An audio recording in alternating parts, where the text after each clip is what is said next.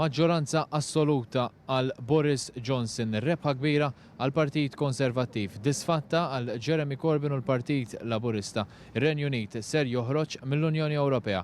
L-ewwel elezzjoni ġenerali tar-Renju Unit fix-xitwa fl-aħħar mit-sena, it-tielet waħda li dan l-elettorat ivvota fiha f'anqas minn 5 snin. L-akbar rebħa f'elezzjoni ġenerali fir-Renju Unit sa mill-2001 f'elezzjoni li kienet direttament marbuta ma' Brexit. Il-Partit Konservattiv tal-Prim Ministru Boris Johnson kiseb maġġoranza assoluta u żiedu kważi 50 siġġu mill-aħħar elezzjoni, l-ikbar rebħa għat-Tories sa minn żmien Margaret Thatcher.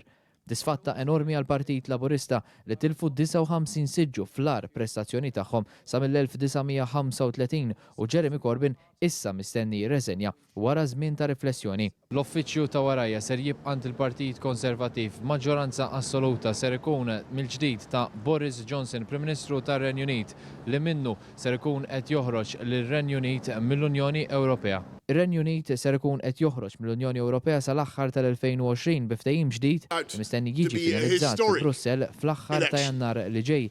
Net News kien preżenti f'Londra u tkellimna ma' Stephen Lynch mill-Partit Rebbieħ dwar kif dan ir-riżultat se jaffettwa lil Malta. People in Malta, instead of having one ally in terms of the EU bloc, they'll now have 2 allies.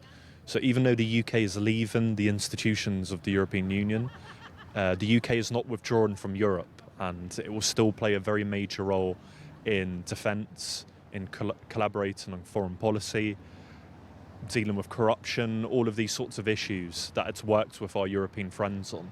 So to all of our European friends, as well as those in Malta as well, I would expect relations to improve, not to weaken after Brexit.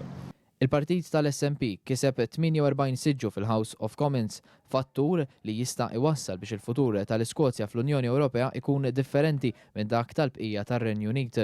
Riżultat ferm diżappuntanti wkoll għal Brexit Party ta' Nigel Farage u l-Liberal Democrats ta' Joe Swinson b'din tal-aħħar lanqas biss takkwista siġġu għaliha u bekk mhux se tibqa' tmexxi l-partit.